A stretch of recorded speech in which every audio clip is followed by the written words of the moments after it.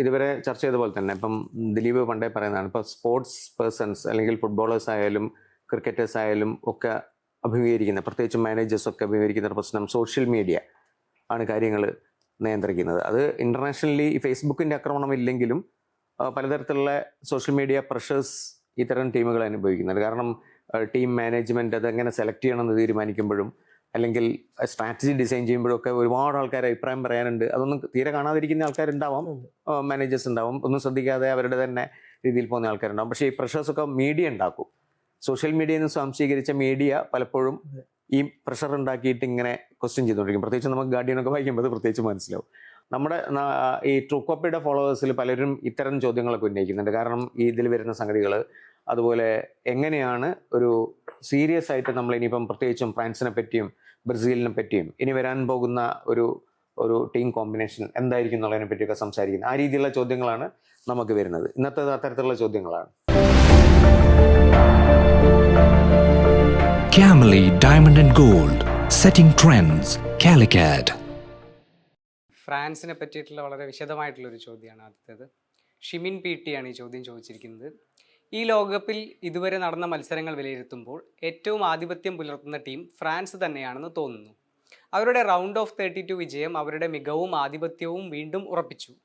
നിലവിലെ പ്രകടനം കണ്ടാൽ ഈ ഫ്രാൻസ് ടീമിനെ തോൽപ്പിക്കുക അസാധ്യമാണ് എന്ന തരത്തിലുള്ള അഭിപ്രായം ഫുട്ബോൾ ലോകത്ത് ഉയരുന്നുണ്ട്.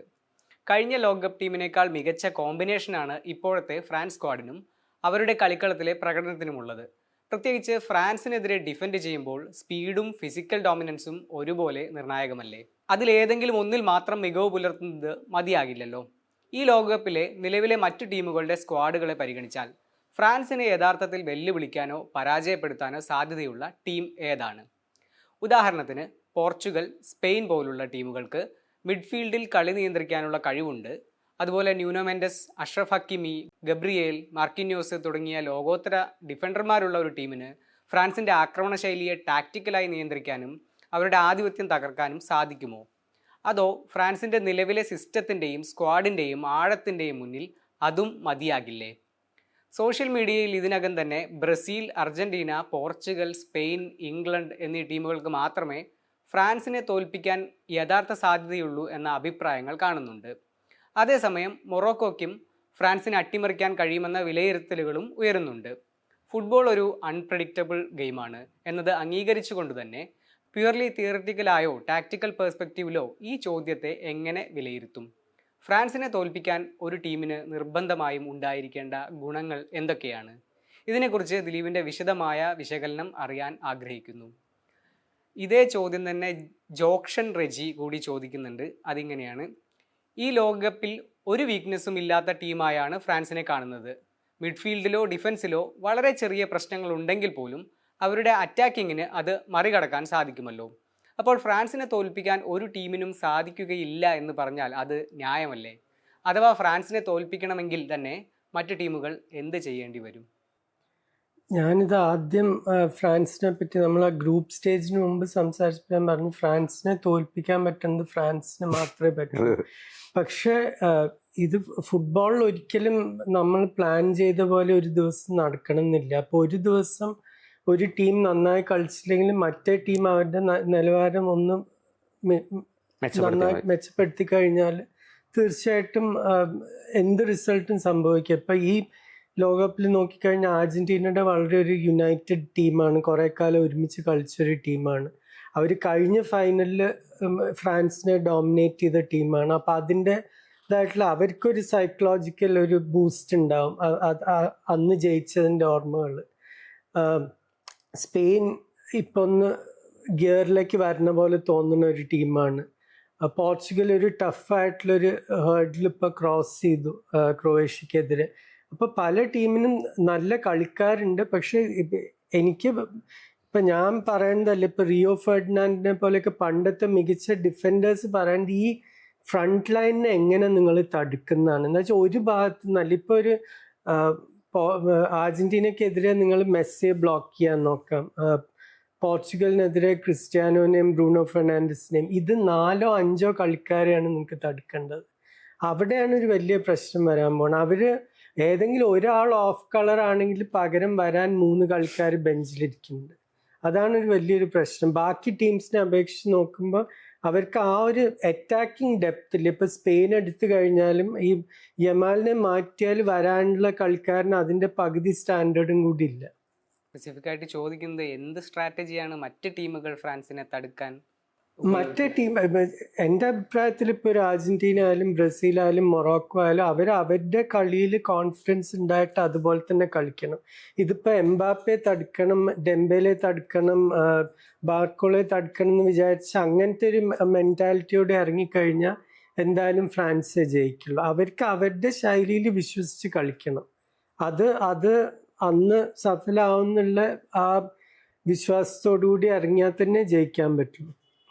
അതിൽ എനിക്ക് തോന്നുന്നതേ പിന്നെ ഈ എങ്ങനെ ഫ്രാൻസിനെ തോൽപ്പിക്കാം എന്നുള്ള ചോദ്യം ഇപ്പോഴേ ആൾക്കാർ ചോദിച്ചു തുടങ്ങിയിട്ടുണ്ട്. കാരണം ഫ്രാൻസ് ആണ് ലോകം മുഴുവൻ ഇപ്പൊ ഞാൻ അതാ പറഞ്ഞു, ഇപ്പൊ CBSലത്തെ ചർച്ചകളായാലും BBC-യിലായാലും മറ്റോരോ ഇപ്പൊ പലർക്കും അവരുടേതായിട്ടുള്ള യൂട്യൂബ് ചാനലും ഇതൊക്കെ ഉണ്ട്. ഇതിലെല്ലാവരും ഇത് തന്നെയാണ് പറയുന്നത്, എങ്ങനെ ഈ ഫോർവേഡ് ലൈനിനെ തടുക്കാൻ. കഴിഞ്ഞ തവണ ഒരു എംബാപ്പെ ഉണ്ടായിരുന്നുള്ളൂ, അത് കഴിഞ്ഞിട്ടുള്ള സ്റ്റാൻഡേർഡ് ഡ്രോപ്പ് ചെയ്യുന്നത് ഭയങ്കരമായിരുന്നു. ഇപ്പൊ കോളോമുവാനി ഒന്നും ഈ സ്ക്വാഡിൽ പോലും ഇല്ല. ഇപ്പൊ ഉള്ള ബാക്കിയുള്ള ബാക്കപ്പ് ഞാൻ ഒരിക്കലും വിളിക്കില്ല. ഓസ്മാൻ ഡെംബെലെ ബലോൺ ഡോർ ജയിച്ച കളിക്കാരനാണ്. പിന്നെ ഉള്ളത് ഡുവേക്കൊന്നും സ്റ്റാർട്ടിംഗ് ലെവലിലും കൂടി കയറാൻ പറ്റുന്നില്ല. ഇപ്പൊ 21 വയസ്സിൽ 2 ചാമ്പ്യൻസ് ലീഗ് ജയിച്ചു കഴിഞ്ഞു. അപ്പൊ ആ ഒരു ഡെപ്ത് ആണ് ഇപ്പൊ. അതിപ്പോ നമ്മളൊരു മരത്തിന്റെ കാര്യം പറയണ പോലെ ആ വിത്ത് കൊയ്തത് 30 കൊല്ലം മുമ്പാണ് ക്ലെയർ ഫോണ്ടെയിൻ അക്കാദമിയിൽ. അതിന്റെ ഫലങ്ങളാണ് അനുഭവിക്കുന്നത് ഫ്രാൻസ്. അടുത്തത് എംബാപ്പയെ കുറിച്ചിട്ടുള്ള ഒരു ചോദ്യമാണ്. മുഹമ്മദ് ഹാഷിർ, ഒരു ലോകകപ്പ് കിരീടം, ഒരു ലോകകപ്പ് റണ്ണറപ്പ്, ഇപ്പോഴത്തെ ലോകകപ്പിലും അതിഗംഭീര പ്രകടനം. കിലിയൻ എംബാപ്പയുടെ ലോകകപ്പ് യാത്ര ഇതിനകം തന്നെ ചരിത്രപരമാണ്. ലോകകപ്പ് ചരിത്രത്തിൽ ഇതുപോലെ സ്വാധീനം ചെലുത്തിയ മറ്റൊരു താരം ആരാണ്?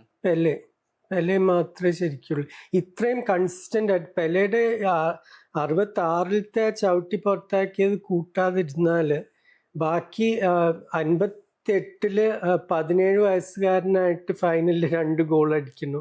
അതിന് മുമ്പുള്ള നിർണായകമായിട്ടുള്ള മാച്ചിൽ വെയിൽസിനെതിരെയുള്ള 1-0 പെലെയാണ് ഗോൾ അടിക്കുന്നത്. പിന്നെ 62-ലും പരിക്കായിട്ട് കുറച്ച് പുറത്തിരിക്കേണ്ടി വന്നാലും അത്ര തന്നെ വലിയൊരു പങ്ക് വഹിച്ചതാണ്. ഗരിഞ്ചി ആയിരുന്നു മെയിൻ പ്ലെയർ, പക്ഷെ പെലെ കളിച്ചില്ല എന്ന് പറയാൻ പറ്റില്ല. 70-കളിൽ പിന്നെ 70-ത്തെ ലോകകപ്പിൽ പിന്നെ പെലെ തന്നെയായിരുന്നു മെയിൻ കളിക്കാരൻ. അതിന്റെ ചുറ്റും ഒരു ബീറ്റിൽസ് ഒക്കെ പറഞ്ഞ പോലെ ജോൺ ലെനന്റെ ചുറ്റും വേറെ 3 ആളുള്ള പോലെ അവർക്ക് ജെസിനിയോ, ഗേസൺ, ടോസ്റ്റോ, റിവലിനോ ഒക്കെ ഉണ്ടായിരുന്നു. പക്ഷെ അത് പെലെയുടെ ടീമായിരുന്നു. ഇതേ ചോദ്യം തന്നെ മറ്റൊരു രീതിയിൽ ഹർഷൻ ES ചോദിക്കുന്നത് ഇങ്ങനെയാണ്. താങ്കളുടെ കാഴ്ചപ്പാടിൽ ഇനിയൊരു വേൾഡ് കപ്പ് കൂടി കിലിയൻ എംബാപ്പെ ഈ ഒരു ഫോമിൽ കളിക്കുകയാണെങ്കിൽ വേൾഡ് കപ്പ് ചരിത്രത്തിൽ എവിടെയായിരിക്കും എംബാപ്പയുടെ സ്ഥാനം? ദിലീപ് കണ്ടതിൽ വെച്ച് ഏറ്റവും മികച്ച വേൾഡ് കപ്പ് പ്ലെയർ എംബാപ്പെ ആവാനുള്ള സാധ്യത എത്രത്തോളമാണ്?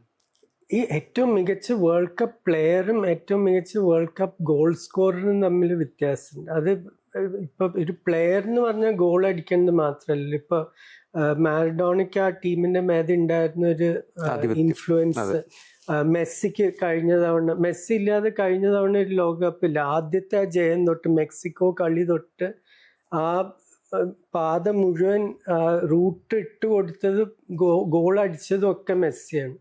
അപ്പൊ അങ്ങനെ നോക്കുമ്പോൾ ഗോൾസ് മാത്രം നമ്മൾ നോക്കുന്നത് ശരിയല്ല. പലപ്പോഴും ഡിഫൻഡേഴ്സ് ആയിരിക്കും. ഇപ്പൊ 2006 ഇറ്റലി ജയിക്കാൻ പ്രധാന കാരണം 82-ലും അതെ, അവർക്ക് ഏറ്റവും മികച്ച ഡിഫൻസീവ് ലൈനപ്പ് അവരുടേതായിരുന്നു. അപ്പൊ അങ്ങനെ കളിക്കാരെന്നുള്ള രീതിയിൽ പറയാൻ പറ്റില്ല. പക്ഷെ ഏറ്റവും ലോകകപ്പിലത്തെ ചരിത്രത്തിലത്തെ ഏറ്റവും മികച്ച ഗോൾ സ്കോറർ എംബാപ്പെ ആയിരിക്കുന്ന ഉറപ്പാണ്. അതിൽ എൻ്റെ മനസ്സിലൊരു സംശയമില്ല. ഇനി നോക്കൗട്ടിലെ ഫ്രാൻസ് പരാഗ്വേ മത്സരവുമായി ബന്ധപ്പെട്ടിട്ടാണ് അഷ്റഫ് സലീമിൻ്റെ ചോദ്യം. തെക്കേ അമേരിക്കൻ ടീമുകളുടെ ഫിസിക്കാലിറ്റിക്ക് മുന്നിലും ലോ ബ്ലോക്കിന് മുന്നിലും യൂറോപ്യൻ ടീമുകൾ വല്ലാതെ കഷ്ടപ്പെടുന്നത് പലപ്പോഴും കാണാറുണ്ട്. ഫ്രാൻസ് ടീമിൻ്റെ ക്വാളിറ്റിയും കളിമികവും പരിഗണിക്കുമ്പോൾ തന്നെയും പരാഗ്വേക്ക് ലോ ബ്ലോക്ക് സ്ട്രാറ്റജി കൊണ്ട് ഫ്രാൻസ് ആക്രമണത്തെ പ്രതിരോധിച്ച് നിർത്താനും കൗണ്ടർ അറ്റാക്കിലൂടെ അവരെ തോൽപ്പിക്കാനും സാധിക്കുമെന്ന് കരുതുന്നുണ്ടോ? കൗണ്ടർ അറ്റാക്കിൽ തോൽപ്പിക്കാനുള്ള കളിക്കാർ അവർക്ക് ഉണ്ടോ എന്നാണ് വലിയൊരു ചോദ്യം. അങ്ങനെ ഒരു A ക്ലാസ് സ്ട്രൈക്കർ ഇല്ല. അവരുടെ എൻസിസോ ശരിക്കും ഒരു വൈഡ് പ്ലെയർ ആണ്. പിന്നെ ഈ പറഞ്ഞ പോലെ എനിക്ക് ഓർമ്മയുണ്ട് 1998 ഫ്രാൻസ് ഹോസ്റ്റ് ചെയ്ത ലോകകപ്പിൽ അവർ പാരഗ്വേ ആയിട്ടൊരു കളി ഉണ്ടായി. ഇതേപോലെ റൗണ്ട് ഓഫ് 16 തന്നെ പാരഗ്വേ കളിക്കുന്നു. അത് 1-0 അവർ ജയിക്കേണ്ടത് 114-ാമത്തെ മിനിറ്റിൽ. ഇതേപോലെ പാരഗ്വേ ഇങ്ങനെ ഡിഫെൻഡ് ചെയ്ത് എക്സ്ട്രാ ടൈമിലേക്ക് പോയി ലോറോൺ ബ്ലോങ്കിന്റെ ഒരു ഹെഡ് നിന്നാണ് ജയിക്കേണ്ടത്. പക്ഷെ ആ പാരഗ്വേ ടീമിന് ഉണ്ടായിരുന്ന ഒരു ലെജൻഡറി ഒരു ഗോൾ കീപ്പർ ഹോസെ ലൂയിസ് ഷിലവെ, ഭയങ്കര ടൈറ്റ് ആയിട്ടുള്ള ഒരു ഡിഫൻസ്, ഒരു മിഡ്ഫീൽഡിൽ കാർലോസ് ഗാമറ എന്ന് പറഞ്ഞ കളിക്കാരൊക്കെ ഉണ്ടായിരുന്നു. അപ്പൊ ആ ഒരു മികവ് ഈ ടീമിന് ഇല്ല ശരിക്കും. ഇവരെ ഒരു 90 മിനിറ്റ് ഡിഫെൻഡ് ചെയ്യാൻ ഈ ഫ്രാൻസ് ടീമിനെതിരെ വലിയ ബുദ്ധിമുട്ടാകും. എന്ന് വെച്ചാൽ ഒരു എംബാപ്പെ മാത്രമല്ല നിങ്ങൾക്ക് തടുക്കേണ്ട, എല്ലാ ഭാഗത്തുനിന്നും അവർ നിങ്ങളെ ഇട്ട് ഓടിക്കും. അപ്പൊ അത് വളരെ ബുദ്ധിമുട്ടായിരിക്കും. ഇനി അജേഷ് കെ സക്കറിയയുടെ 2 ചോദ്യങ്ങളാണ്. ഒന്ന്, മൊറോക്കോയുടെ കളി കണ്ടതിൽ നിന്നുമാണ്. മുൻപ് ദിലീപ് പറഞ്ഞ വിശകലനത്തിൽ ഒരിക്കൽ നോക്കൌട്ട് വിഭാഗത്തിലേക്ക് കടന്ന ടീമുകളുടെ വൻകരകൾ നോക്കിയാൽ ആഫ്രിക്കൻ വൻകരയ്ക്കാണ് കൂടുതൽ മാർക്കെന്ന് പറഞ്ഞിരുന്നു. എൻ്റെ ചോദ്യം ഇതാണ്: ഇപ്രാവശ്യം ഒരു ആഫ്രിക്കൻ രാജ്യം ലോകകപ്പ് വിജയിക്കുമോ? അമേരിക്കൻ ഭൂഖണ്ഡത്തിൽ നടക്കുന്ന ഈ ലോകകപ്പിൽ ആഫ്രിക്കൻ രാജ്യം ലോകകപ്പ് നേടിയാൽ അതൊരു കാവ്യനീതിയാകില്ലേ? ഇല്ലെങ്കിൽ മൊറോക്കോ എവിടെ വരെ എത്താൻ സാധ്യതയുണ്ട്? മൊറോക്കോന് ഇനി ഈ റൗണ്ട് മറികടന്നാൽ ഫ്രാൻസ് അല്ലേ വരുന്നത്. അപ്പം അതൊരു ടഫായിട്ടുള്ളൊരു ഇത് തന്നെ ആയിരിക്കും. എനിക്ക് തോന്നുന്നില്ല അവർക്ക് ഫ്രാൻസിനെ തോൽപ്പിക്കാൻ പറ്റും. പക്ഷെ ഈ ലോകകപ്പിൽ നമ്മൾ കണ്ടിട്ടുള്ള ആഫ്രിക്കൻ ടീംസ് വെച്ച് നോക്കുമ്പോൾ എല്ലാ കാര്യങ്ങളും നോക്കിക്കഴിഞ്ഞാൽ മൊറോക്കോ ഒരു ലെവല് മേലെ. ഇപ്പം സെനഗളിൻ്റെ ഐവറി കോസ്റ്റിൻ്റെ കളി പലപ്പോഴും ടാക്റ്റിക്കലായിട്ട് അവരുടെ ഭാഗത്തുനിന്ന് ചില തെറ്റുകളൊക്കെ പറ്റിയ 86 മിനിറ്റിൽ ഒക്കെ ലീഡ് ചെയ്യണ ഒരു കളി ശരിക്കും നിങ്ങൾ തോൽക്കാൻ പാടില്ല. അത് ഗെയിം മാനേജ്മെന്റിന്റെ ഒരു പ്രശ്നം കൂടിയാണ് പലപ്പോഴും. അത് മറ്റേ ടീം അത്ര നന്നായി കളിച്ചിട്ടൊന്നും അല്ല പലപ്പോഴും തോറ്റിട്ടുള്ളത് ആഫ്രിക്കൻ ടീംസ് ഈ 2ാം റൗണ്ടിൽ. അതേപോലെ സൗത്ത് ആഫ്രിക്കയ്ക്കും പറ്റി കാനഡയ്ക്കെതിരെ. അപ്പോൾ ഇതൊക്കെയുള്ള ഒരു ടീം, ഇപ്പൊ സ്കിൽസും നല്ല ഡിഫൻസും നല്ലൊരു ഫോർവേഡ് ലൈനും പിന്നെ ഗെയിം മാനേജ് ചെയ്യാൻ അറിയുന്ന ഒരു ടീമൊക്കെ ആയി നോക്കുമ്പോൾ നെതർലൻഡ്സിനെ ഒന്നും തോൽപ്പിക്കുക എന്ന് പറഞ്ഞാൽ അത്ര എളുപ്പമല്ല. അവർക്ക് അത്രയും അനുഭവമുള്ള കളിക്കാരുണ്ടായിരുന്നു നെതർലൻഡ്സ് ലൈനപ്പിൽ. അപ്പോൾ ഒരു ടോപ്പ് യൂറോപ്യൻ ടീമിനെ എതിരെ പിടിച്ചു നിന്ന് ആ കളി കൺട്രോൾ ചെയ്യുക, അത് ഫിനിഷ് ചെയ്യുക, അതിനുള്ള ആ ഒരു മൈൻഡ് സെറ്റും കൂടി ഉണ്ട് മൊറോക്കോന്. ഈ ആഫ്രിക്കൻ ടീമിനെ പറ്റി പൊതുവെ പറയുന്ന സമയത്തെ ഇപ്പം വരുന്ന നമ്മൾ പ്രത്യേകിച്ചും സോഷ്യൽ മീഡിയയിലൊക്കെ വരുന്ന സംഗതികൾ അതാ ഞാൻ പറഞ്ഞത്, അതിനെന്തെങ്കിലും അടിസ്ഥാനം ഉണ്ടോ എന്ന് അറിയാൻ വേണ്ടിയിട്ട്. കാരണം ഈ രാഷ്ട്രങ്ങളൊക്കെ ദരിദ്ര രാഷ്ട്രങ്ങളാണെന്നുള്ള പൊതുധാരണ. പക്ഷെ അതിനകത്തുള്ള ഫുട്ബോളേഴ്സൊക്കെ വളരെ അധികവും സമ്പന്നന്മാരായിട്ടുള്ള ക്ലബ്ബുകളോടൊപ്പം കളിക്കുന്നതും ഒക്കെയാണ്. അപ്പോൾ ഈ കളി തോൽക്കുന്ന സമയത്ത് നമ്മൾ പൊതുവെ ഒരു കേരളത്തിൻ്റെ ഒരു ലെഫ്റ്റിസ്റ്റ് ബോധത്തിൻ്റെ അകത്ത് നിന്ന് വരുന്നൊരു സാധനമുണ്ട്. കാരണം വെച്ചാൽ ദരിദ്ര രാഷ്ട്രമായതുകൊണ്ടാണ് തോറ്റുപോകുന്നത്. ശരിക്കും വെറും ഈ ദാരിദ്ര്യം അല്ലെങ്കിൽ അത്തരത്തിലുള്ള നമ്മളുടെ ഒരു പെർ ക്യാപിറ്റ ഇൻകം മാത്രമാണോ ഫുട്ബോളിനെ സ്വാധീനിക്കുന്നത്, തോൽവിയിൽ സ്വാധീനിക്കുന്ന ഘടകങ്ങൾ? അത് പറയാൻ പറ്റില്ല. ഇപ്പം ഈ രാജ്യങ്ങളിലൊക്കെ ഇപ്പൊ സെനഗളിലൊക്കെ സാദിയോ മാനെ അടക്കം എത്രയോ കളിക്കാർ അവർക്ക് അവരുടെ ക്ലബുകളിൽ നിന്ന് കിട്ടുന്ന പൈസയുടെ ഒരു വലിയൊരു ഭാഗം അവരുടെ രാജ്യങ്ങളിൽ ഇൻവെസ്റ്റ് ചെയ്തിട്ടുണ്ട്. അവരുടെ അക്കാഡമി, ഹോം ടൗൺസിലെ അക്കാഡമിയിൽ, അവരുടെ നാഷണൽ അക്കാഡമി, ഇത് പലതിൽ ഫ്രീ ആയിട്ടൊക്കെ പല കാര്യങ്ങളും കൊടുത്തിട്ടുണ്ട്. മറ്റേ ബൂട്ട്സും എക്വിപ്മെന്റും ഇതൊക്കെ. അപ്പൊ എല്ലാ വിധത്തിലും ആ കളിക്കാർ അവരുടെ നാട്ടിലത്തെ കളി ഇമ്പ്രൂവ് ചെയ്യാൻ നോക്കും. അവർക്ക് ആ ടീംസിന് കളിക്കാത്ത കളിക്കാർ വരെ, ഇപ്പൊ പാട്രിക് വിയറൊക്കെ വംശീയത സെനഗളിൽ നിന്നാണ്, പക്ഷെ കളിച്ചത് ഫ്രാൻസിനാണ്. പക്ഷെ ഇങ്ങനത്തെ കളിക്കാരൊക്കെ ആ നാടുകളിൽ പോയിട്ട് അവിടെ ഇൻവെസ്റ്റ് ചെയ്തിട്ടുണ്ട്. അപ്പൊ അത് ആ ഫുട്ബോൾ ഒരു ദാരിദ്ര്യത്തിന്റെ ഒരു അന്തരീക്ഷത്തിലല്ല കളിക്കുന്നത്. അവിടെയും പ്രശസ്തമായ ക്ലബ്സ് പലതും ഉണ്ട് ആഫ്രിക്കയിൽ. അടുത്ത ചോദ്യം ദിലീപിനോടുള്ള ഒരു വ്യക്തിപരമായിട്ടുള്ള ചോദ്യമാണ്. ഇത് പലപ്പോഴും എനിക്കും തോന്നിയിട്ടുള്ളതാണ്. നമ്മുടെ യൂട്യൂബിലെ കമൻറ്റ് ബോക്സിൽ ഒരുപാട് പല ആളുകളും കമൻറ്റ് ചെയ്യാറുള്ള ഒരു ചോദ്യം കൂടിയാണ്. വ്യക്തിപരമായ ഒരു കൗതുകമാണ്. മറ്റ് പല ഫുട്ബോൾ വിശകലനങ്ങളും കാണുമ്പോൾ അതിലെ പല വിദഗ്ധരും താരങ്ങളുടെ പേരുകൾ തെറ്റിച്ച് പറയുകയും മൊബൈൽ ഫോൺ നോക്കി പറയുകയും ചെയ്യാറുണ്ട്. എന്നാൽ ദിലീപിൻ്റെ അഭിമുഖത്തിൽ അങ്ങനെയല്ല. നമ്മൾ പേരുകൾ മനസ്സിലാക്കുവാൻ പ്രയാസപ്പെടുന്ന പ്രശസ്തരല്ലാത്ത കളിക്കാരെ വരെ കൃത്യമായി പേരുകൾ ഓർത്തെടുത്ത് പറയുന്നു. ഇതിൻ്റെ ടെക്നിക്ക് ഒന്ന് പറഞ്ഞു തരാമോ? ടെക്നിക്കൊന്നുമില്ല. എനിക്കിത് പറഞ്ഞു തന്നത് ഇയൻ ബിഷപ്പാണ്, വെസ്റ്റ് ഇൻഡീസിന്റെ പണ്ടത്തെ ക്രിക്കറ്റ് താരം. ഇയൻ ബിഷപ്പ് ഞാൻ കണ്ടിട്ടുള്ള ഏറ്റവും സിൻസിയർ ആയിട്ടുള്ള കമൻറ്റേറ്ററാണ്. എല്ലാ കളിക്കും മുമ്പ് 3 മണിക്കൂർ 22 കളിക്കാരുടെയും ബയോഡേറ്റ വെച്ചിരിക്കും ശരിക്കും. അത് ഇവരെ എവിടെ ജനിച്ചു, എത്ര വയസ്സായി, ഏത് സ്കൂളിൽ പഠിച്ചു, ഇത് അടക്കം അവരുടെ ഒരു ചുരുക്കത്തിൽ പറഞ്ഞ ഒരു ലൈഫ് സ്റ്റോറി വരെ അത് മെമ്മറൈസ് ചെയ്യും. അതിനൊരു സബ്സ്റ്റിറ്റ്യൂട്ടും ഇല്ല. ഇപ്പം എനിക്കിപ്പോൾ 4 കളിയൊന്നും കളിക്കുമ്പോൾ നമുക്ക് 88 കളിക്കാരുടെ ഡീറ്റെയിൽസ് ഒന്നും ഓർമ്മിക്കാൻ പറ്റില്ല. പക്ഷെ ഓരോ ടീമിലത്തെ മെയിൻ കളിക്കാർ ആരാണെങ്കിലും നമുക്ക് മനസ്സിലാക്കാൻ പറ്റും. ഞാനൊരിക്കൽ സംസാരിക്കുന്ന സമയത്ത് ഇപ്പം നമ്മളൊരു വേറെ ദിലീപിൻ്റെ ഒരു ജീവിത എന്തൊക്കെയാണെന്നുള്ളത് ഒരു ആസ് എ ജേർണലിസ്റ്റ് എന്നുള്ള ഒരു 3-4 എപ്പിസോഡായിട്ടുള്ള ഒരു ഡോക്യുമെൻ്ററി ചെയ്യുന്നുണ്ട്. അതിൽ ഞാൻ ഞെട്ടിപ്പോയിട്ടുള്ള എന്താ വെച്ചാൽ ദിലീപ് കാണുന്ന കളി കണ്ടുകൊണ്ടിരിക്കുന്നു. അല്ല അതിന് മുമ്പുള്ള ഇപ്പം പണ്ട് നടന്ന ബ്രസീൽ കളിയുടെ അതിൻ്റെ ഓപ്പണൻ്റ് ആയിട്ടുള്ള ആളുടെയും പേര് മുഴുവൻ പറയുകയാണ്, അതിൻ്റെ സബ്സ്റ്റിറ്റ്യൂട്ട്സിൻ്റെ മുഴുവൻ പേര് വരെ പറയുകയാണ്. കാരണം വെച്ചാൽ അത് എന്താ വെച്ചാൽ ദിലീപിനെ സംബന്ധിച്ചിടത്തോളം ഫുട്ബോളും ക്രിക്കറ്റും ഒക്കെ സ്പോർട്സ് എന്ന് പറയുന്ന ജീവിതം തന്നെയാണ്. അതിൽ തന്നെ ജീവിക്കുന്ന അതേ എക്കോസിസ്റ്റത്തിൽ തന്നെ എന്താ പറയുക ജീവിക്കുന്ന ഒരു മനുഷ്യൻ്റെ ഒരു സംഗതിയായിട്ട് എനിക്ക് തോന്നിയിട്ടുള്ളത്. അത് പക്ഷെ ഇവിടുത്തെ ഫാൻസ് പലരും അങ്ങനെയാണ്. ഇപ്പൊ ഞാൻ പ്രത്യേകിച്ച് ഒരു എക്സെപ്ഷൻ ഒന്നല്ല. ഇപ്പൊ നമുക്കിവിടെ വന്നിട്ടുള്ള പല ചോദ്യങ്ങൾ തന്നെ ഇപ്പൊ ഞാനിപ്പോ അവിടെ ഇവിടെയൊക്കെ ഓരോ ചാനൽ ഡിസ്കഷൻസ് ഇതൊക്കെ കേട്ടു, പ്രത്യേകിച്ച് ഇംഗ്ലീഷിലൊക്കെ അതിന്റെ നിലവാരം വളരെ ലോ ആണ്. എന്താ വെച്ചാൽ അവർക്ക് കിട്ടുന്ന ക്വസ്റ്റ്യൻസും ഈ സാധാരണ എന്താ പറയാ ഒരു 3rd class social media comment പോലത്തെ ചോദ്യങ്ങൾക്കാണ് അവർ റെസ്പോണ്ട് ചെയ്യുന്നത്. കളിയെ പറ്റി ഒരു വിവരമില്ലാത്ത പോലത്തെ ഒരു ചോദ്യങ്ങൾ. ഇവിടെ നമുക്ക് കിട്ടിയിട്ടുള്ള ചോദ്യങ്ങൾ അങ്ങനെയല്ല, വളരെ ആഴത്തിൽ പലതും. ഇപ്പൊ ഇമിഗ്രേഷനെ പറ്റിയിട്ടാണെങ്കിലും ഇപ്പൊ ടാലന്റ് പാത്വേ പറ്റിയിട്ടായാലും അങ്ങനത്തെ പല രീതിയിലുള്ള ചോദ്യങ്ങളും കിട്ടിയിട്ടുണ്ട്. അതെന്തുകൊണ്ടാന്ന് പറഞ്ഞാൽ കേരളത്തിലത്തെ ആൾക്കാർക്ക് ഫുട്ബോൾ എന്ന് പറഞ്ഞാൽ അത്രയും ഒരു ഇമോഷണൽ ഇൻവെസ്റ്റ്മെന്റ് ആണ് ശരിക്കും. ഈ തീർച്ചയായിട്ടും എന്താ പറയുക ഒരു പേഴ്സണാലിറ്റി കൾട്ടും ഒക്കെ അതിന്റെ കൂടെ ഉണ്ട്, മെസ്സി, റൊണാൾഡോ, നെയ്മർ ഇതൊക്കെ. പക്ഷെ അത് കൂടാതെ കുറെ ആൾക്കാർ കളിയോടുള്ള അതിയായ സ്നേഹം കാരണം എല്ലാ കളികളും കാണുന്ന ആൾക്കാരുണ്ട്. അതേപോലെ ടീംസിനെയും കളിക്കാരെയും ഫോളോ ചെയ്യുന്ന ആൾക്കാരുണ്ട്. അടുത്തത് ബ്രസീലിനെ കുറിച്ച് മിഥുൻ ജോസഫിന്റെ ചോദ്യം. 2002 ശേഷം ബ്രസീലിന് ലോകകപ്പ് വിജയിക്കാൻ കഴിഞ്ഞിട്ടില്ല. 2022 വരെ അവർ പരീക്ഷിച്ചത് ബ്രസീലിയൻ കോച്ചുമാരെയാണ്. എന്നാൽ അത് വിജയിക്കാത്തത് കൊണ്ട് ഇപ്പോൾ വിദേശ പരിശീലകനായ ആൻസലോട്ടിയെ നിയമിച്ചു. ബ്രസീലിയൻ കോച്ചുമാർക്ക് എവിടെയാണ് പരാജയം വരുന്നത്? ഭാവിയിൽ ബ്രസീലിയൻ കോച്ചുമാർക്ക് എന്തെങ്കിലും ഒരു സാധ്യത ഉണ്ടോ?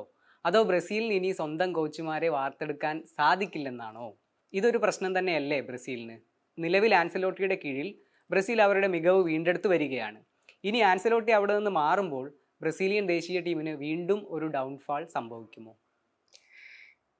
കോച്ചുമാർക്ക് എവിടെ പ്രശ്നം വരുന്നതെന്ന് പറയുന്നത് ഇതിപ്പോൾ ഇംഗ്ലീഷ് ഫുട്ബോളിൻ്റെയും ഇന്ത്യൻ ക്രിക്കറ്റിൻ്റെ കാര്യം പറയണ പോലെയാണ്. ഇപ്പോൾ ഒരു കളി തോൽക്കുമ്പോഴേക്കും ഒരു 40 എക്സ് പ്ലെയേഴ്സും ഗ്രേറ്റ് പ്ലെയേഴ്സും ഒക്കെയാണ് കമൻട്രി ബോക്സിലും പത്രത്തിൽ എഴുതേണ്ടത് അല്ലെങ്കിൽ കമൻട്രി ബോക്സിലിരിക്കണം. അപ്പം ഇവരുടെ ഒക്കെ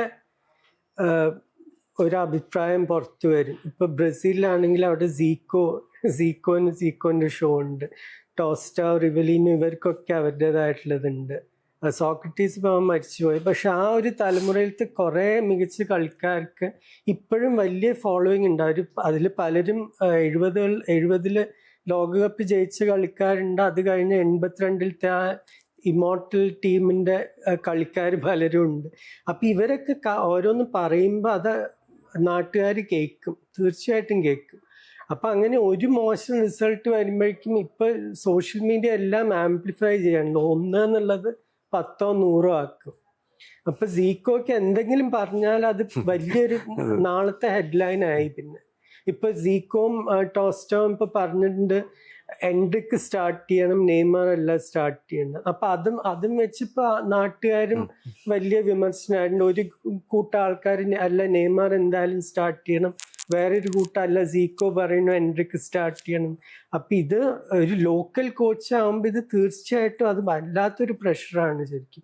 ടീറ്റോയ്ക്ക് എത്രയോ കളി ജയിച്ചു, വലിയ കളികൾ വരെ ജയിച്ചു. പക്ഷെ ഒരു ലക്കില്ലാത്തൊരു വേൾഡ് കപ്പ് ഫെയിലിയർ. ആ ക്രൊയേഷ്യ ആയിട്ടുള്ള കഴിഞ്ഞ തവണത്തെ ക്വാർട്ടർ ഫൈനൽ ഒരു ഡോമിനേറ്റ് ചെയ്ത കളിയാണ്. ഒരു പിഴവ് പറ്റി ആ കളി പെനൽറ്റീസ് പോകുന്നു, തോൽക്കണു, അത്രേ ഉള്ളൂ.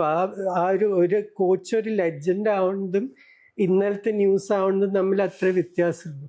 ഇപ്പം ഈ ചോദ്യം വന്നപ്പോൾ നമ്മളിങ്ങനെ ആലോചിച്ചത്, ഇപ്പോൾ ലെജൻസ് നമ്മളെല്ലാവരെയും കാണുന്നുണ്ട്. ഇപ്പോൾ R9-ഉം കക്കയും റൊണാൾഡീനിയോ ഒക്കെ മിക്ക കളികളും കാണാൻ വരുന്നുണ്ട്. ഭാവിയിൽ ഇതുപോലുള്ള ഒരു ഇതിഹാസ കോച്ചിനെ അവിടെ നിന്ന് ഇനി ഉണ്ടാവുമോ എന്നുള്ളതാണ്. അത് പറയാൻ പറ്റില്ല. ഇപ്പൊ ക്ലബ് ടീമുകൾ നോക്കിക്കഴിഞ്ഞാൽ അധിക ബ്രസീലിയൻ ടീംസിലും ബ്രസീലിയൻ കോച്ചസ് ആണ്. അപ്പൊ അതിലാരെങ്കിലും, പക്ഷെ അവിടെയും പോർച്ചുഗൽ നിന്നൊക്കെ കോച്ചസ് വന്ന് തുടങ്ങിക്കഴിഞ്ഞു. ഹോർഹെ ജീസസ് ഒക്കെ മറ്റേ പോർച്ചുഗീസ് ആണ്. അപ്പൊ അങ്ങനെ നോക്കുമ്പോൾ ആ ക്ലബ് ലെവലിൽ നിന്ന് തന്നെ വരണം. ഇപ്പൊ ഒരു വലിയ ഡോർവാൽ ജൂനിയർ ഒക്കെ അങ്ങനെ വന്നതാണ്, അത് ശരിയായില്ല. പക്ഷെ അതിൽ വേറെ പല സാഹചര്യം കൂടി നോക്കണം നമ്മൾ. അടുത്തത് റൌഫ് MP-യുടെ ചോദ്യമാണ്. ബ്രസീലിന്റെ സാധ്യതകളെ പറ്റിയാണ്. ബ്രസീൽ 22 വർഷമായി ലോകകപ്പ് നോക്കൌട്ട് മത്സരങ്ങളിൽ ഒരു യൂറോപ്യൻ ടീമിനെ തോൽപ്പിച്ചിട്ട്. ഇത്തവണ അതിന് മാറ്റമുണ്ടാകുമോ? ഇത്തവണ മാറ്റം ഉണ്ടാവണമെങ്കിൽ അവരാരെയാ കളിക്കുന്നത്? നോർവേ ഇതുവരെ ബ്രസീലിനോട് തോൽക്കാത്ത ടീമാണ്. പക്ഷേ എൻ്റെ പ്രതീക്ഷ ആ കളി ബ്രസീൽ ജയിക്കുന്നതാണ്. എന്താ വെച്ചാൽ അവര്, ഞാൻ നേരത്തെ ഒരു ഷോയിൽ പറഞ്ഞ പോലെ, ഓരോ കളിയിലും നമുക്ക് ആ മാറ്റം കാണാൻ പറ്റുന്നുണ്ട്. കളിക്കാർ തമ്മിലുള്ള ഒരു കുറച്ചും കൂടി ഒരു ടീമായിട്ട് കളിക്കണം. ഒരു ഐഡന്റിറ്റി എന്ന് പറയില്ല ഞാൻ, എന്താ വെച്ചാൽ അത് ആൻസലോട്ടിക്ക് തീരെ ഇഷ്ടമല്ലാത്തൊരു വാക്കാണ്.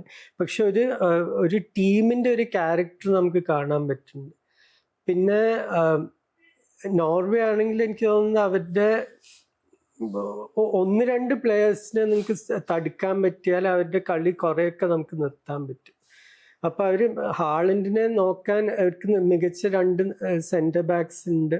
പിന്നെ ഇവിടെ ഓഡഗാർഡിന്റെ പാസിംഗ് ബ്ലോക്ക് ചെയ്യാൻ ഇപ്പൊ കാസ്മിറോ, ബ്രൂണോ ഗിമറേഷ്, അങ്ങനെ ഒരാള് ഓഡഗാർഡിന്റെ അവിടെ നിന്ന് കഴിഞ്ഞാൽ കുറെ നോർവേ കളിക്കുന്നത് തടുക്കാൻ പറ്റും. അപ്പൊ അത് കാരണം എനിക്കൊരു പ്രതീക്ഷയുണ്ട് ബ്രസീലിന് ജയിക്കാൻ പറ്റും. ആളുടെ തന്നെ രണ്ടാമത്തെ ചോദ്യമാണ്, നമ്മൾ കുറച്ച് ഡിസ്കസ് ചെയ്ത കാര്യമാണ്. ആഫ്രിക്കൻ ടീമുകളുടെ മെൻറ്റാലിറ്റിയെ പറ്റിയാണ്. ഈ വേൾഡ് കപ്പിലെ റൗണ്ട് ഓഫ് 32-വിൽ പുറത്തായ ആഫ്രിക്കൻ ടീമുകളെല്ലാം south Africa, Senegal, Congo, Ivory Coast. എന്നാൽ മൊറോക്കോ 90-ാം മിനിറ്റിൽ ഗോൾ അടിച്ചാണ് തിരിച്ചു വന്നത് എന്നത് മാറ്റി നിർത്തിയാൽ അവസാനത്തെ 4-5 മിനിറ്റുകളിൽ ഗോൾ വഴങ്ങിയാണ് ഇവരെല്ലാവരും പുറത്തായത്. ഇതെന്തുകൊണ്ടാവും? മാനസിക സമ്മർദ്ദമാണോ അതോ കോച്ചിൻ്റെ ടാക്റ്റിക്കൽ പിഴവായിരിക്കുമോ? രണ്ടും ആവാം. ഇപ്പൊ സെനഗലിന്റെ കാര്യം ഞാൻ വായിച്ചതുകൊണ്ട് പറയാണ്. പാപ്പഗി എന്ന് പറഞ്ഞ അവരുടെ മിഡ്ഫീൽഡർ സബ്സ്റ്റിറ്റ്യൂട്ട് ചെയ്തു ആ കളിയിൽ 66-ാം മിനിറ്റിലിട്ട്. അദ്ദേഹം പറഞ്ഞിട്ടില്ല, ഞാൻ ഇനി ഈ കോച്ചിങ് സ്റ്റാഫുള്ള അടുത്തോളം കാലം ഈ ടീമിന് കളിക്കില്ല. അത് എക്സ്പ്ലെയിൻ ചെയ്തിട്ടില്ല ഡീറ്റെയിലിൽ. പക്ഷെ ഈ ലോക്കൽ കോച്ചാകുമ്പോൾ പലപ്പോഴും എൻ്റെ അഭിപ്രായത്തിൽ അത് ശരിക്കും ഒരു നല്ല കാര്യം. നമ്മൾ നമ്മുടെ സ്വന്തം കോച്ചസിനെ വളർത്തിയെടുക്കണം. പക്ഷെ പലപ്പോഴും ഈ സീനിയർ പ്ലേയേഴ്സ് അല്ലെങ്കിൽ സ്റ്റാർ പ്ലേയേഴ്സ് യൂറോപ്പിലൊക്കെ കളിക്കുന്നവർക്ക് ഇവരായിട്ട് ഒത്തുപോകാനും ഈഗോ ഇഷ്യൂസ് തീർച്ചയായിട്ടും പലപ്പോഴും വരും. ഇപ്പൊ സബ്സ്റ്റിറ്റ്യൂഷന്റെ കാര്യം അങ്ങനത്തെ ഇതൊക്കെ വരുമ്പോൾ അതാണ് ഒരു ആൻസ്ലോട്ടിയെ പോലത്തെ ഒരു പേര് അവിടെ ഫിഗർ ഹെഡ് ആയിട്ടുള്ളത് ഒരു വലിയൊരു ഗുണം. ഏത് കളിക്കാരനായാലും അവർക്ക് ആൻസ്ലോട്ടിക്ക് എതിരെ പോകാനൊരു മടി ഉണ്ടാവും, ഇത്രയും ജയിച്ച ഒരു മനുഷ്യനായത് കാരണം. ഇതിപ്പോ ഒരു അനുഭവം ഇല്ലാത്തൊരു ലോക്കൽ കോച്ചാണ് ഇപ്പൊ MSFA അങ്ങനത്തെ ആൾക്കാരൊക്കെ, മറ്റേ തിയോ സെനഗലിന്റെ ഇവരൊക്കെ ആവുമ്പോൾ ഈ സ്റ്റാർ പ്ലേയേഴ്സിന് ചിലപ്പോൾ അവരായിട്ട് പ്രശ്നം വരാം. അപ്പൊ അതും പിന്നെ പലപ്പോഴും ആഫ്രിക്കൻ ടീംസിന്റെ കാര്യത്തിൽ പറ്റിയിട്ടുള്ള ബാക്ക്ഗ്രൗണ്ടിൽ നമുക്ക് അറിയാത്ത പ്രശ്നങ്ങൾ, ഹോട്ടലിലെ ഭക്ഷണം, ബോണസ് കൊടുത്തിട്ടില്ല, ഇങ്ങനെയൊക്കെ പിന്നീടാണ് നമ്മൾ അറിയുക ഈ കളിക്കാർ ഇത് കാരണം ശരിക്കും കളിച്ചില്ല. അടുത്ത ചോദ്യം മുഹമ്മദ് ഷാനവാസിന്റെ ചോദ്യമാണ്. ബ്രസീൽ, അർജന്റീന തുടങ്ങിയ മുൻനിര ടീമുകൾ ഗ്രൂപ്പ് ഘട്ടത്തിൽ മികച്ച പ്രകടനം നടത്തിയെങ്കിലും നോക്കൌട്ട് റൗണ്ടുകളിൽ യൂറോപ്യൻ കരുത്തരെ മറികടന്ന് കിരീടത്തിലേക്ക് മുന്നേറാൻ തക്കവണ്ണമുള്ള ഒരു ടാക്ടിക്കൽ സ്റ്റെബിലിറ്റി നിലവിലെ അവരുടെ കളിശൈലിയിൽ കാണാൻ സാധിക്കുന്നുണ്ടോ? അർജന്റീനയുടെ കാര്യത്തിൽ തീർച്ചയായിട്ടും കാണാൻ പറ്റുന്നുണ്ട്. അവർ അത്രയും കാലം ഒരുമിച്ച് കളിച്ചിട്ടുള്ള ഒരു ടീമാണ്. പിന്നെ ഈ സൗത്ത് അമേരിക്കൻ ടീംസിന് പൊതുവെ ഇപ്പൊ കൊളംബിയയുടെ കാര്യത്തിലൊക്കെ നമുക്ക് കാണാൻ പറ്റുന്നുണ്ട്. ഇത്രയും നീണ്ട ഒരു ക്വാളിഫയിങ് ക്യാമ്പയിൻ ആകുമ്പോൾ 18 കളിയാണ് സൗത്ത് അമേരിക്കയിൽ നിന്ന് ക്വാളിഫൈ ചെയ്യണമെങ്കിൽ. അപ്പൊ 18 കളിയൊക്കെ ഒരുമിച്ചൊരു ടീമാകുമ്പോൾ തീർച്ചയായിട്ടും നിങ്ങൾ തമ്മിലുള്ള കോർഡിനേഷൻ ഇപ്പോൾ ഒരു 4-5 കളി കളിച്ചൊരു ടീമിനെ അപേക്ഷിച്ച് നോക്കുമ്പോൾ എത്രയോ ഭേദമായിരിക്കും. ബ്രസീലിന് ഇതുവരെ ഉണ്ടായിരുന്നില്ലാത്തത് അതായിരുന്നു. എന്താ വെച്ചാൽ പുതുതായി വന്ന ഒരു കോച്ചാണ്.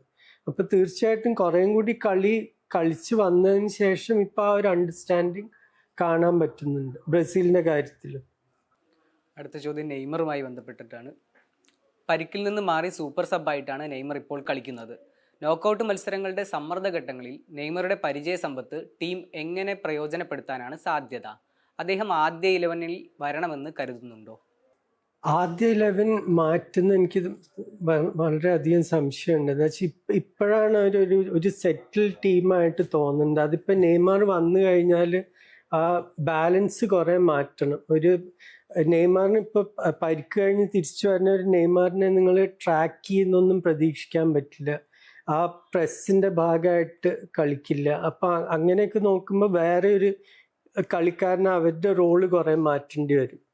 അപ്പം അതെനിക്ക് കാണാൻ പറ്റുന്നില്ല. പക്ഷെ നേരെ മറ്റേ വശം നോക്കിക്കഴിഞ്ഞാൽ ഒരു 60-70 മിനിറ്റ് കഴിഞ്ഞ് മറ്റേ ഡിഫൻസ് കുറച്ച് തളർന്നു കഴിയുമ്പോൾ ഇപ്പം നമ്മൾ പല നോക്കൗട്ട് കളികളിൽ ഇപ്പം തന്നെ കണ്ടു കഴിഞ്ഞു. അധികം ഡിഫെൻഡ് ചെയ്യണ ടീംസിൻ്റെ കളിക്കാർ വേഗം ക്ഷീണിച്ചു പോകും. ചൂടുണ്ട്, പിന്നെ കുറേ ഓടും വേണം. ഈ വിത്തൗട്ട് ദ ബോൾ ഓടാനാണ് ഏറ്റവും വിഷമം. അപ്പം അങ്ങനത്തെ ഒരു സാഹചര്യത്തിൽ ഒരു നെയ്മറിനെ ഇറക്കിയാൽ തീർച്ചയായിട്ടും ഇപ്പോഴും ആ മികവുണ്ട് ഒരു കളി മാറ്റാനുള്ളത്. അപ്പം ഏറ്റവും ഉചിതമായൊരു റോള് നെയ്മറിനും ടീമിനും ആ ഇമ്പാക്ട് സബ്ബായിട്ടായിരിക്കും. അവസാനത്തെ ചോദ്യം ഗൗതം മനോജാണ് ചോദിച്ചിരിക്കുന്നത്. ഹൈഡ്രേഷൻ ബ്രേക്സിനെ പറ്റിയാണ് ചോദ്യം. നോക്കൗട്ട് സ്റ്റേജുകളിൽ ഇത് കളിയെ മുഴുവൻ ബാധിക്കുന്ന ഒന്നായി മാറിയിരിക്കുന്നു. ഒരു മാച്ചിൽ പുറകിൽ നിൽക്കുകയാണെങ്കിൽ ഒരു ഹൈഡ്രേഷൻ ബ്രേക്ക് നമുക്ക് റീസെറ്റ് ചെയ്യാനുള്ള അവസരം തരുന്നു. IPL സ്ട്രാറ്റജിക് ടൈം ഔട്ട് പോലെ. കളിയുടെ മൊമെൻറ്റം ഗ്രാഫ് എടുത്തു നോക്കിയാലും ബ്രേക്കിന് ശേഷം ഒരു ഡിപ്പ് നമുക്ക് കാണാൻ കഴിയും. പണ്ട് മറഡോണ ഇത് പ്രഡിക്റ്റ് ചെയ്തു എന്നുള്ളത് കാര്യങ്ങൾ കൂടുതൽ വ്യക്തമാക്കുന്നു. മുതലാളിത്ത കടന്നുകയറ്റത്തിൻ്റെ അമേരിക്കൻ സ്പോർട്സ് മോഡലിലേക്ക് ഫുട്ബോൾ പറിച്ച് നടപ്പെടുമോ? എല്ലാ രീതിയിലും ദ ഗെയിം ഇസ് ഗോൺ എന്ന് പറയാറായോ? ഇതാണോ ഇനി ന്യൂ നോർമൽ? ന്യൂ നോർമൽ ആയിരിക്കും തോന്നുന്നില്ല. ഇപ്പം തൽക്കാലം ഈ റൂൾസ് വന്നിട്ടുള്ളത് 32 ഡിഗ്രിയുടെ മേതെയുള്ള സാഹചര്യത്തിലാണ് ഹൈഡ്രേഷൻ ബ്രേക്ക്. ഇപ്പോൾ അടുത്ത യൂറോ കളിക്കാൻ പോകുന്നത് ഇംഗ്ലണ്ടിലും വെയിൽസിലും സ്കോട്ട്ലൻഡിലുമാണ്. അവിടെ 32 ഡിഗ്രി വളരെ അപൂർവമായിട്ട് അങ്ങോട്ടൊക്കെ പോവുള്ളൂ ടെമ്പറേച്ചർ. അപ്പം അവിടെയൊന്നും അധികം ഹൈഡ്രേഷൻ ബ്രേക്ക് കാണാൻ സാധ്യതയില്ല. പിന്നെ ഇത് തീർച്ചയായിട്ടും ഒരു അമേരിക്കൻ ഓഡിയൻസിന് പറ്റിയൊരിത്. അവരുടെ എല്ലാ കളികളും 4 ക്വാർട്ടറായിട്ട് കളിക്കേണ്ടതാണ്. ഇപ്പം ഇത് ശരിക്കും ഇപ്പോൾ 2 പകുതി എന്നുള്ളത് 4 ക്വാർട്ടറാക്കി മാറ്റിയിട്ടുണ്ട് ഹൈഡ്രേഷൻ ബ്രേക്ക്. പിന്നെ മൊമെൻറ്റത്തിൻ്റെ കാര്യം പറഞ്ഞത് ശരിക്കും ശരിയാണ്. പല കളിയിലും ഞാനിപ്പോൾ ശ്രദ്ധിച്ചിട്ടുണ്ട്, ഒരു ടീം ഒന്ന് സെറ്റായി വരുമ്പോഴാണ് ആ ബ്രേക്ക് വരണം. പിന്നെ അവർക്ക് ആദ്യമേ തുടങ്ങണം. അത് പ്രത്യേകിച്ച് ഒരു ഗോളൊക്കെ നേരത്തെ വഴങ്ങിയൊരു ടീം കളിയിലേക്ക് തിരിച്ചു വരികയായിരിക്കും. അപ്പം ഈ ബ്രേക്ക് വന്നു ആദ്യമേ തുടങ്ങണം. പിന്നെ അതൊരു വലിയൊരു പ്രശ്നമാണ്.